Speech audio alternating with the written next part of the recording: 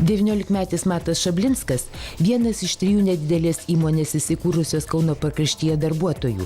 Praėjusį pavasarį vidurinę mokyklą baigęs ir nusprendęs pirmiausia užsidirbti pinigų būsimom studijom vaikinas, kurį laiką ieškojo darbo, prieš 3 mėnesius tapo dviračiais prekiaujančios ir juos remontuojančios komandos nariu. Atvažiavau į darbo pokalbį, radau bendrą kalbą su direktorium.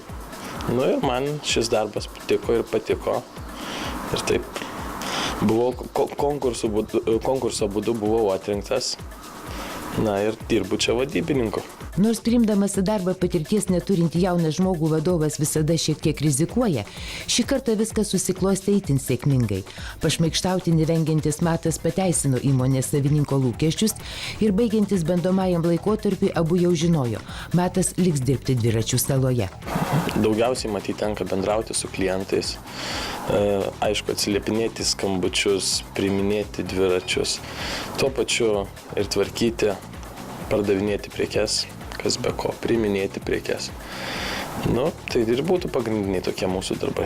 Kol direktorius netoliesi, negaliu sakyti, kad svajočiau apie kažkokį kitą darbą.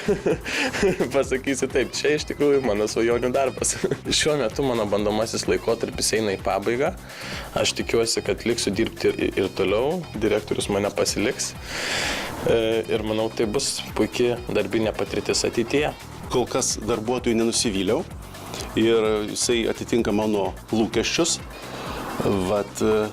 Ir kol kas aš patenkintas jo. Tiesa, kitaip ir negalėjo būti, nes rinkdamasis naują darbuotoją, ponas Svajūnas surengė tikrą konkursą, o Matas jį laimėjo todėl, kad dviratis jam ir anksčiau buvo gerokai daugiau negu paprastas pasivažinėjimas laisvalaikiu. Ne vienerius metus sportavau su dviračiais, aišku, ir draugam ir savo juos tvarkydavau. Tekdavo ir padėti pažįstamiems rinkti dviračius ir draugam. Ir dar, kaip sakant, visas gyvenimas sukosi apie dviračius. Visą tą savo patirtį aš čia išnaudoju ir tikrai ją yra kur panaudoti. Ko gero, pagrindinės savybės renkantis darbuotojus tai yra pirmiausiai techninis išprusimas, būtent šitų dviračių srityje. Toliau labai svarbus yra bendravimas su klientais, komunikabilumas, sąžiningumas. Be abejo, svarbus aspektas yra tai, kad žmogus turi domėtis dviračiais. Yra ir dar viena priežastis, dėl kurios mato šansą įsidarbinti didesnį nei kitų. Jo darbdaviui pasinaudojusiam Invegos administruojama priemonė parama pirmajam darbui, kurios tikslas skatinti jaunimo užimtumą, kompensuojama dalis pirmą kartą įdarbintam jaunuoliui mokamo atlyginimo. Mūsų įdarbintam Matui vadybininkui Invega 7 mėnesius kompensuos beveik 1/4 įmonės mokamo atlyginimo. Šis kartas buvo pirmas.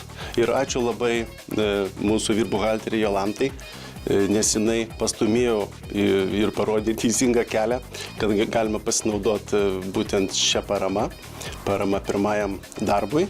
Nepriklausomai nuo to, ar būtų maža ar didelė įmonė, visą laiką svarbu gauti šiokių tokių papildomų lėšų to naujo darbuotojo apmokymui. Ir tai būtų nauda ir pačiai įmoniai, ir pačiam darbuotojui, nes įmonė gali tada daugiau investuoti į to darbuotojo mokymą.